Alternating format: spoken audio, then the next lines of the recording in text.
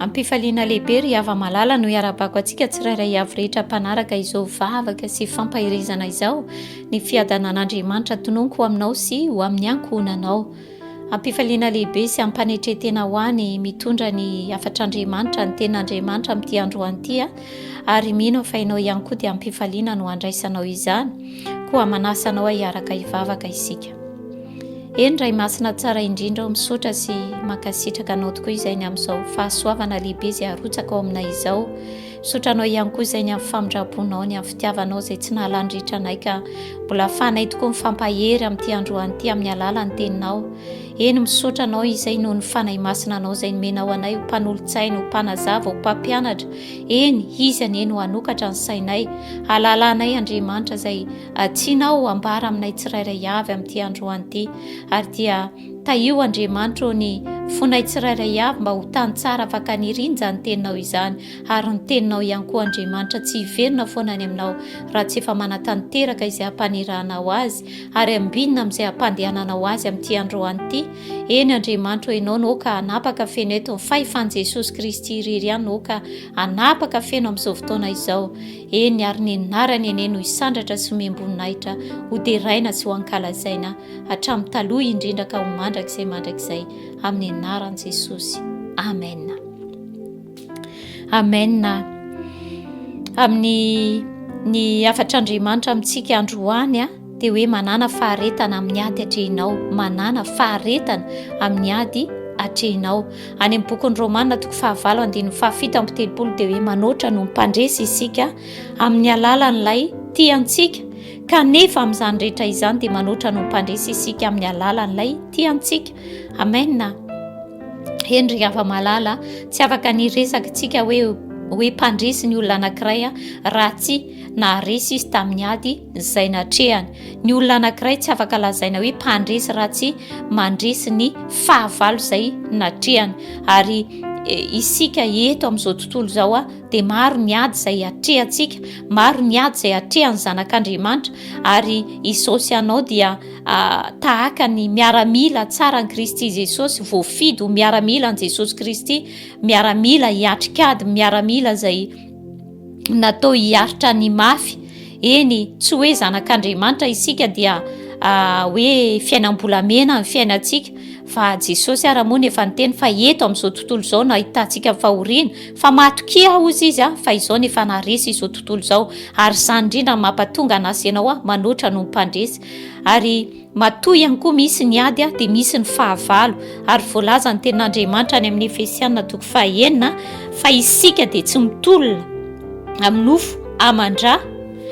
Ndao nefa kitsika Efesiana 4:9-12 amin'ny anaran'i Jesosy, fa isika tsy mitolona amin'ny nofo amandra, fa amin'ny fanapahana sy amin'ny fanjakana sy amin'ny mpanjakana izao famaizinana izao, dia amin'ny fanaratsy eny amin'ny rivotra. Amena. Fanaratsy eny amin'ny rivotra. Izany ry hava-malala ny fahavalon'ny zanak'Andriamanitra.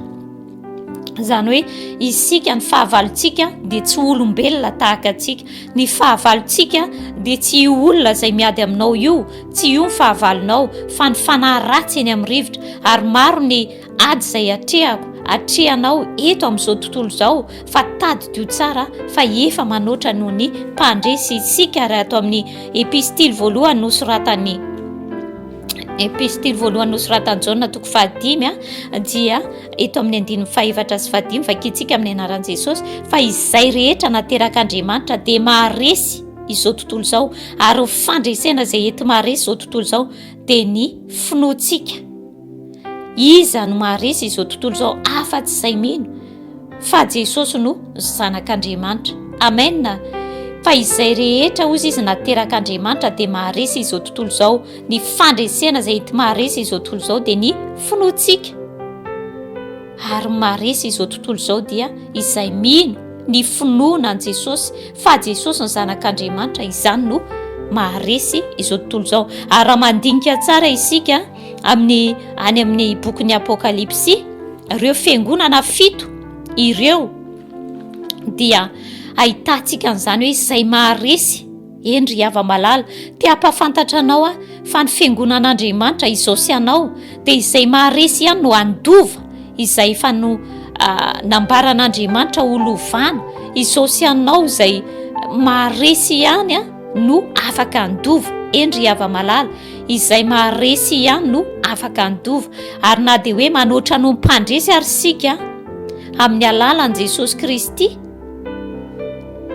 dia taddio tsara fa misy ny fitsipika izay tokony arahana, misy ny atoko hoe ny dingana izay tokony atao, fa tsy hoe manoatra no mpandresy isika dia hipetraka fotsiny dia izay tsy misy hetsika tokony ataontsika intsony, fa Andriamanitra efa nanome antsika ny fitsipika izay tokony arahana, ny dingana izay tokony atao, ary ny fitsipika moa mazava ho azy ny arahantsika azahoantsika fandresena, andraisantsika izany fandresena izany amin'ny finoana dia ny tenin'Andriamanitra.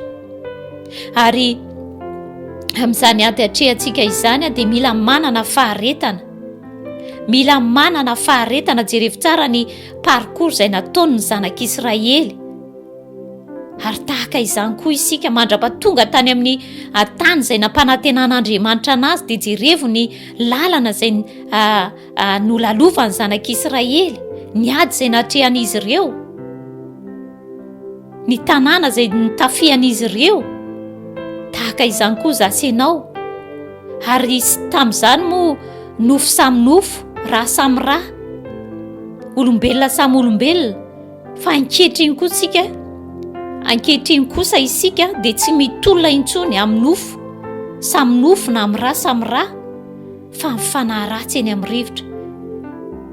Tena tiako ho takatra izany, satria ny zava-misy amin'izao fotoana izao dia ny olombelona, samy olombelona no ataoko hoe miady. Tena diso be mihitsy isika, fa ny fahavalontsika dia le fanahy ratsy eny amin'ny rivotra, tsy le olombelona izay mety mankala anao, tsy io ny fahavalonao, fa ny fahavalonao dia le ao ambady koa le fanahy ratsy eny amin'ny rivotra izay tsy hita amin'ny masonao. Ka tiako ianao hatakatra izany, satria tsy afaka no mpandresy ianao raha tsy mahalala ny fahavalo izay atrehanao. Tsy afaka hanana faharetana ianao raha tsy mahalala ny fahavalo izay atrehanao. Amena. Manana faharetana amin'ny ady izay atrehanao. Mety amin'izao ianao milamindama ary tena tahaka izany tokoa. Misy ny ady izay atrehana, mety androany milamindama, rapitso misy ady, tsy maintsy miatrika izany tahaka ny zanak'Israely. Fa rehefa mandinika isika amin'ny tamin'ny zanak'Israely izay tena hoe nikasihan'ny tompo manokana anahy manoloana ny ady hoe mba hananana faharetana, dia tantaran'ny zanak'Israely rehefa nasain'Andriamanitra hoe andrava izy zany, na hoe andray ny tanàna ny Jeriko, dia voalaza ny tenin'Andriamanitra ntaony efa kitsika eo amin'ny 1:2 amin'ny anaran'i Jesosy, ary nidy mafy Jeriko tamin'izany noho ny zanak'Israely. Tsy nisy mivoaka ary tsy nisy niditra. Ary hoy Jehova tamin'i Josoa, indro efa natolotra eo an-tananao Jeriko sy ny mpanjakany mba mino ny lehilahy mahery. Amena. Zany hoe Andriamanitra efa nanolotra ny tanànan'i Jeriko sy ireo mpanjakany sy ny lehilahy mahery. Zany hoe efa nanolotra izany, efa nomena ny zanak'Israely ny fandresena. Efa natolotra Andriamanitra eo am-pelantanany zanak'Israely ny fahavalony. Fa zany tsy nidika hoe tsy nisy zavatra nataon'ny zanak'Israely, fa rehefa jerentsika tsara ny ataoko hoe ny fitsipika izay tsy maintsy narahana, na hoe ny lalana izay tsy maintsy ahoana re zany hoe ny tsy maintsy nanaraka izy ireo ny toro-lalana izay nomen'Andriamanitra azy ireo, dia ny tenenin'Andriamanitra na dia efa natolotra Andriamanitra ary voalaza aloha fa hoe nidy mafy Jeriko tamin'izany noho ny zanak'Israely. Zany hoe efa nahalala ny lazany reto zanak'Israely reto ny Jeriko, efa nafantatra hoe ny Andriamanitra izay miaraka amin'ny zanak'Israely dia Andriamanitra lehibe, ary noho izany indrindra nampahatonga nidy mafy ny Jeriko, tsy nisy mivoaka ny olona tao Jeriko, tsy nisy niditra ny hidiny tanàna noho ny fahatahorana ny zanak'Israely. Dia izasy ianao koa tahaka izany, aoka isika tsy iorooro manoloana amin'ny fahavalo, aoka tsy iorooro ianao manoloana ny ady atrehinao, fa tadidio foana fa efa manoatra no mpandresy ianao, ary izany tsy midika hoe tsy misy hetsika ataonao intsony, fa ny ataonao dia manaraka ny torolalana izay omen'Andriamanitra anao mba handraisanao ilay fandresena izay efa natolony, efa nomana ho anao. Amena. Dia eto amin'ity tantarany zanak'Israely amin'ny Josoa ity, bokon'ny Josoa toko fahaenina ity, dia ahitantsika ny torolalana izay ahafahany zanak'Israely mandray izany tanàna izany, dia nasain'Andriamanitra ny hodidina indray mandeha nandritra ny enin'andro ny zanak'Israely, ary tao amin'ny andro fahafito dia nasainy ny hodidina impito. Eritreretintsika amin'izany, ary ny alavirany tanàna, ny ataoko hoe ny avelaran'ny tanàna dia tsy haiko loatra aloha, na hoe nisy firy mètre carré na tsy fantako loatra, fa ny zavatra fantako dia izao hoe tena nanana faharetana reto zanak'Israely reto, ary tsy maintsy nanana izany faharetana izany mba nahazahoana ilay fandresena. Indra mandeha niodina tamin'ny tanàna, ary tsy vitan'izany ihany, fa eo amin'ny 10 andao nefa vakitsika izay tena namperitreritra anahy tokoa. Eo amin'ny 10 ary vahoaka efa norarany Josoa aza manakora na mamoaka feo na milobava akory, aza mandra-pahatonga ny andro anaovako aminareo manakora, dia vao amin'izay ianareo no hanakora. Amena.